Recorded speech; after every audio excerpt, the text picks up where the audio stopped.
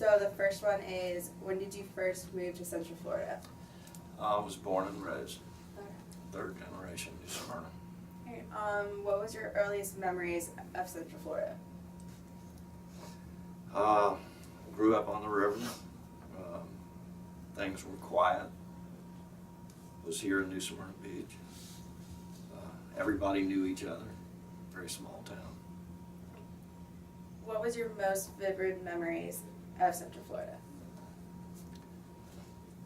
Oh, growing up in the 50s, all of the little Florida attractions that were around, but mostly spending time on the river. Finally getting older, going over to the ocean, but mostly at the river in my young days. We were what we called river rats. What influenced your need to surf, and where did it all begin? Well, it started for me back in the early 60s, 63. There was a wave of surfing that hit the United States. I guess it probably started out in California and gravitated here, and got the fever. And it controlled my life from then, and still does. Kind of a cultural thing. We had our slang, we had the clothes we wore, the friends that we had, the way we grew our hair. You just got caught up in the whole cultural aspect of it, and it drove your life. Like I said, it still does to a point. Like you said, like it was more like a culture thing, so what did people think of surfing back when you started? Well, surfers were thought of back then as somewhat anti-establishment. They didn't try to be, but their hair was longer.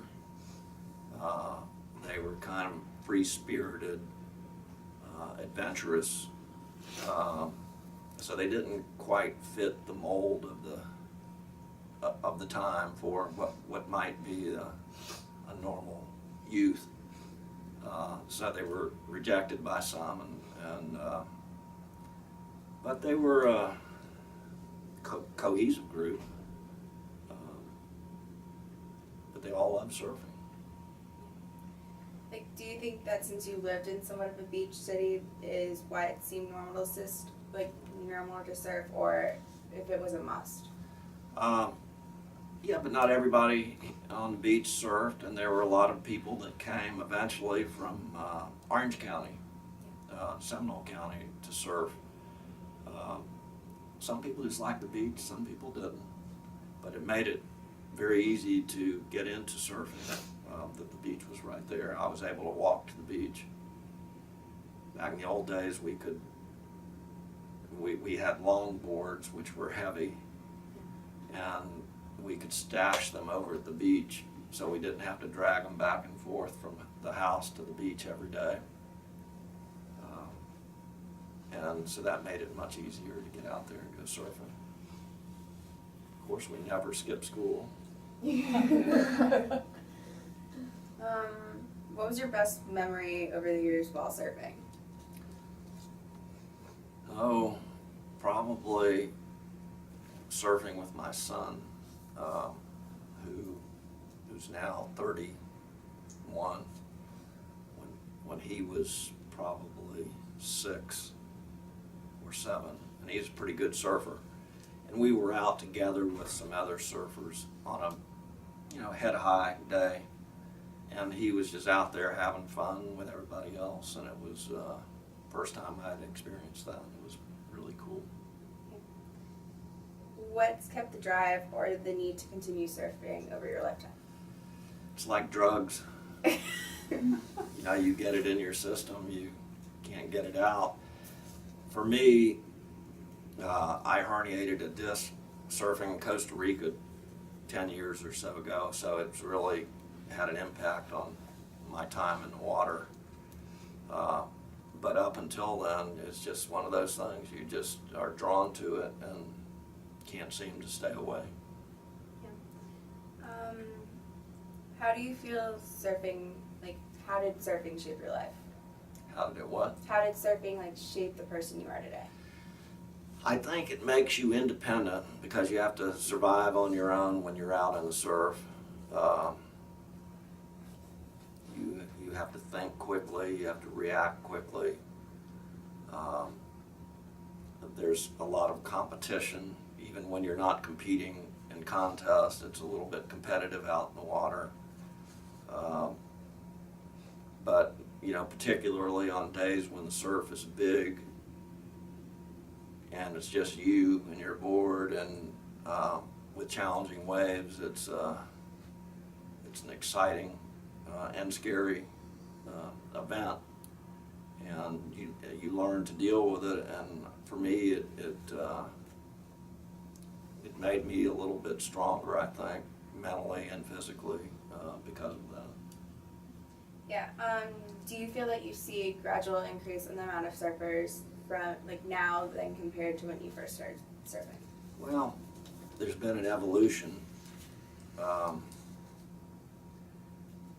Back in the 60s, when it was just catching on, it was all longboards, and there was a large growth. Everybody was getting into it. Then probably 67, shortboards came out, and it was a new thing, and people started rejecting longboarding, and so there was this new wave of surfing on shortboards, and there was a tremendous growth in the surfing world as a result. It's funny that it came around full circle because after another 10 or 15 years or so, longboard surfing again became popular, you know, and it remains popular. As far as the numbers go today, you know, I try to read the surfing magazines and watch what's going on. I think it's about as popular as it's been all along. I don't know that I see more growth, but it stayed strong. Like everything, it's getting more crowded. You know, when we were younger, we could surf without crowds, and it got worse and worse. And at the inlet, now New Smyrna Inlet, which is probably the most popular place, well, suffice to say, I'm not going out there. It's very, very competitive, very crowded. It's only for those that really want that kind of place to go. But the world is getting smaller for surfers as well as everybody else. Yeah. Where have you gone, like, surfing, like other places other than around here?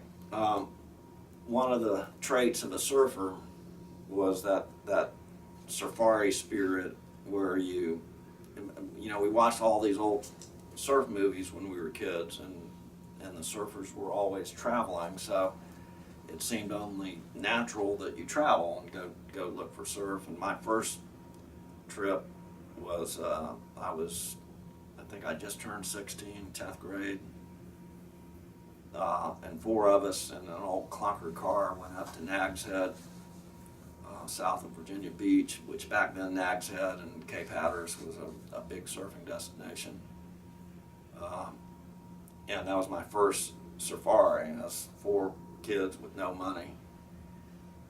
My parents were smart enough to get a letter from the local police chief that we brought with us saying we were good kids and don't arrest us, and we had to use it once or twice. And then from there, I've traveled extensively in Costa Rica. I've probably been surfing there 20 times. Bahamas, Mexico several times, Central Mexico, West Coast, and California. Never been to Hawaii. Well, we understand that you're a lawyer, so is surfing still a daily routine for you? Well, I wish I could say it was a daily routine, but my back won't allow it as much as I would like. But I'm typically try to get in the water at least once or twice a week. Yeah. When I can. I just can't do it like I used to. Wish I could. You know, in my mind, I'm still young, but my body isn't able to surf as well as my mind thinks I should be. Who was the one person you looked up to when you first started surfing? Well, I don't know if there's any one. I was kind of the second batch here in New Smyrna. There was a little bit older crew than me. I was born in '51. There was a group probably 5, 6, 7 years older than me. So they were the first wave, and so those were the guys we kind of looked up to and followed their lead in what we did. And Buddy Wright, not related to me, was one of them. Skipper Eplin, Gordon Smith are three of the names that are many times mentioned as that group. But they're Ronnie Dreggers. You know, there's a handful of them there, and they're still around surfing too. How do you feel that surfing affects the society today? I'm not sure I know the answer to that question. Doesn't seem to me surfing is quite as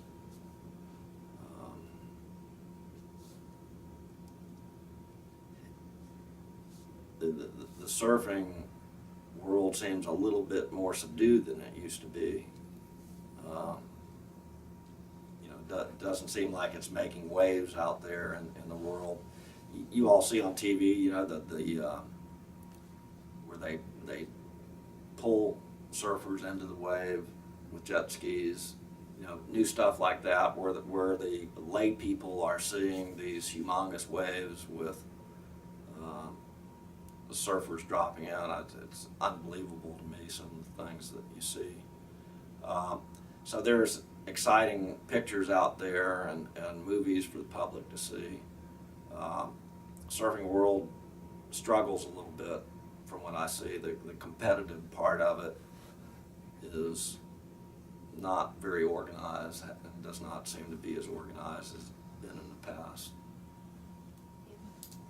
What kind of obstacles have you endured in pursuing surfing? Well, when I was in the 9th grade, I was out after a hurricane and wiped out, and I was a longboard, and the board came back and fin hit me in my head, and I had a slice there and down my face. My nose was hanging off, and I got knocked out and came to the surface eventually, and my friend gave me a board, was out there in a pouting in, and got all patched up. Took a while. So that was the most meaningful injury I ever had. I've had a lot of other little ones, but that was the big one. Never been shark bit, but I've gotten many friends that have been. But were you hesitant after that injury to go back in and surf? Not a bit. No? No. I remember being in the hospital, you know, we were a little juvenile at the time, so, you know, the nurse in there, and I was saying, surfers rule, you know, like we back then, with our surfers rule the world was what we said, you know, so I was saying, surfers rule, and she didn't know, what's surfers rule, what's surfers rule? Well, they rule. But no, I was out there just as soon as I get back out there. You know, I remember having broken fingers, skateboarding, and having cast on my arm, and you know, going surfing with cast on. I mean, it didn't make any difference. You know, just had to get back out in the water. Just the love of it, huh? Yeah. What emotions do you have when you're surfing? Excitement, mostly. Just looking forward to having a good ride. And it's fun. The biggest day I'd ever been out in New Smyrna was actually about 5 years ago. probably shouldn't have been out there. Biggest day, I mean, we've had big days in New Smyrna, but this was hurricane, I think it was Bill. And the break was very far out, half a mile out. And like a lot of surfing breaks, it was, in this particular day, it was absolutely beautiful. Blue sky, very little wind, the water very glassy. You could hear birds flying. The shoreline of the beach seemed to be miles in. You could see little humans walking down the beach, but it was way in there. And then big sets would come, and they were big. They were, double overhead tubing waves. But the feeling of just being out there, and then there would be porpoises and fish, and it was just an exciting place to be, and scary at the same time when the big sets came in, because you either caught one or got caught by one or had to get over it to save your life. And that's probably one of the nice times I've been out there. It's the nature of it and the excitement of it. Has surfing made you pursue your career that you have today, or? Oh, I don't know. Like a lot of education, that kind of evolves. Yeah. I went to undergrad. I graduated here in New Smyrna and went undergrad at the University of South Florida in Tampa. And I thought I was in the middle of Wisconsin or something over there. I was so far from the beach. And they had me, we used to go over to the beach on the West Coast, but it would only break when the weather was bad. You had storms coming in, bringing waves. So I spent a lot of time driving back here to go surfing in a clunker car, sometimes not making it. But I don't know that it really had a big influence on the fact that I became a lawyer. How old were you when you first started surfing? I was in 7th grade, whatever that is. Was that So 11. 13. Yeah, I remember back in the old days, they only had a few surf shops, and you'd go in a surf shop, and there'd be this strong smell of resin that is forever ingrained in your mind that you associate with surfboards and surfing. It's still fun for me to walk in a surf shop and I can get that smell of resin. All your senses kind of take that stuff in. And they have so many, the boards today, we used to pay, 100, 150 for boards now. I don't even know what they're at now, 700s, 800s, you probably pay more. I'm sure you can pay more. So times have changed. Now, being a lawyer, it's a very stressful job. Do you think that surfing has helped you to calm down or, take it easy sometimes? Yeah, I think it helps me, because you learn independence out in the water and the ability to not rely on anybody. You have to rely on yourself and your own abilities. That I've been able to draw on that and be confident and not be afraid of doing what I'm going to do. Not that I'm right all the time, but I'm not afraid.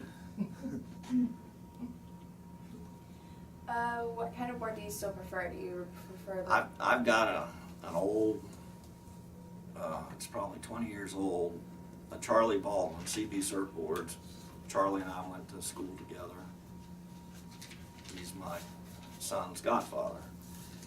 He made this board. It's a 7-foot board that is technically a short board, 7 feet, but it's shaped like and built like a longboard. It's very fat and wide and thick, with a round nose, concave, and so it rides more like a longboard, but it's a short board and it's a little more maneuverable, and that's the one I still use.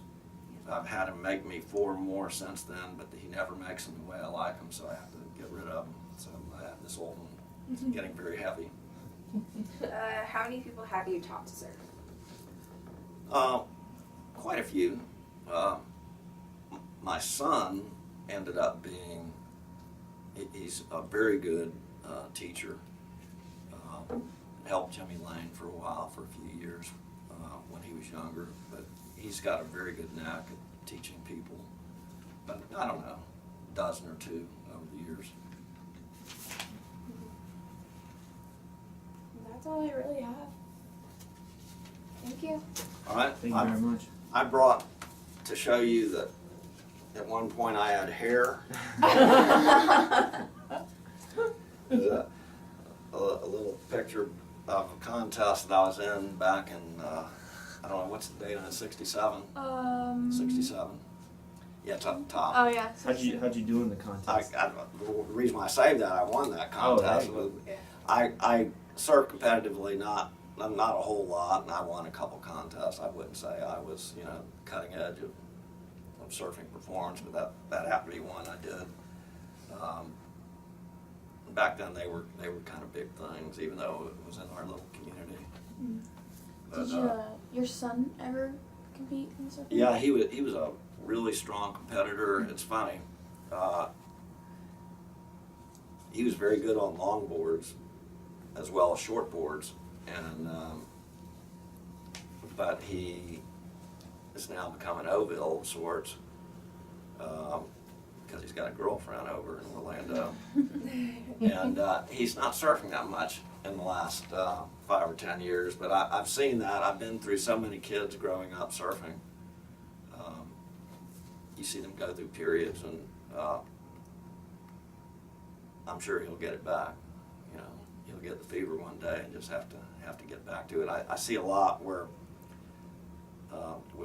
we've been conducting contests here in New Smyrna since the 60s, and I've seen all these little grommet kids grow up, become parents, have children. Now they're having children and children, and it's like sometimes they skip a generation or 20 years and then they come back to it, but they never seem to lose it altogether.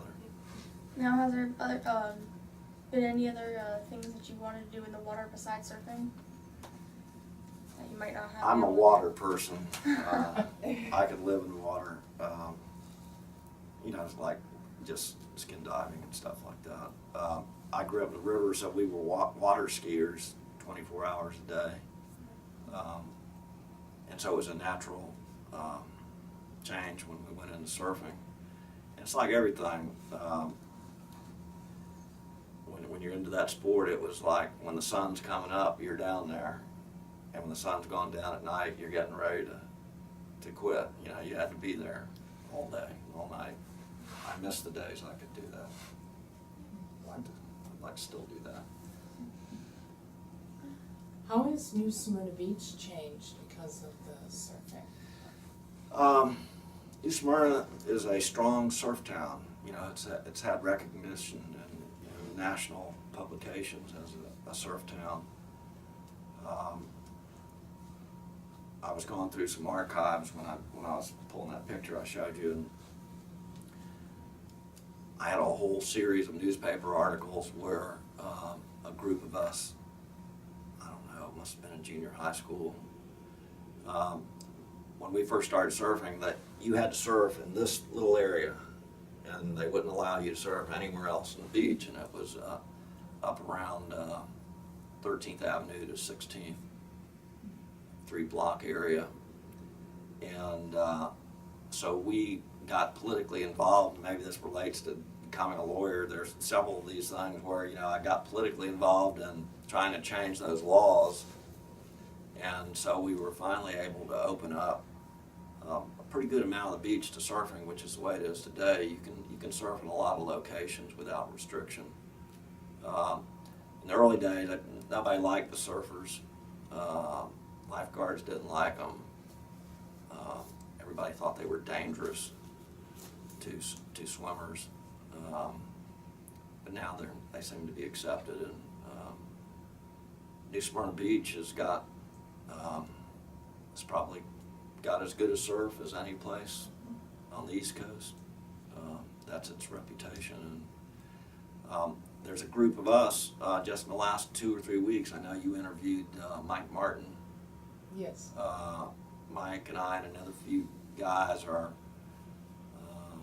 in the midst of starting a museum of East Coast surfing Great. from the ground up, including begging for money. We want it to be a brick and mortar museum, but we have to crawl before we can walk, and raise some money and hopefully set up something that is not just New Smyrna artifacts and history, but also East Coast surfing in general. So maybe in a few years you'll see something like that. We've got a temporary location that we think we're going to go to on Canal Street, and we're trying to set up what they call 501c3 charitable organization Right. to do that, so that we can get contributions from people to help fund what we're doing. But so it's funny you all are doing this. I don't know exactly what you all are doing, but it involves a little bit about the history of surfing, and at the same time our group was getting together with this museum. So perfect timing. Yeah. I also brought, in case you want to look at it, you all probably have seen, normal surfing magazines. Yeah. Everybody's, I've seen so many, I can't look at them anymore. For the old guys, they have, this is a kind of a glossy, expensive, and I just started getting it 6 months ago. And it's, when you go through this, it's more historical. Yeah. The articles are about the older guys and the old ways of surfing, and, picking out guys that were very well known 50 years ago and taking a look at them now. There's no advertisements to speak of in this. That's what makes it It's more different. like a scholarly journal. They had one picture, I've seen every surfing picture in the world, but this is the first time I've seen you young people with all your technology and cameras. And that's a picture of a guy hanging 5 with a camera hanging underneath his board. Probably the Wow. I've GoPros. never seen anything like that in my life. So, technology is affecting surfing as well as Right. everything else in the world. That's what we're trying to demonstrate to students, that these trends impact. They have a Sport. latest device, a camera set up that you can set up on the beach.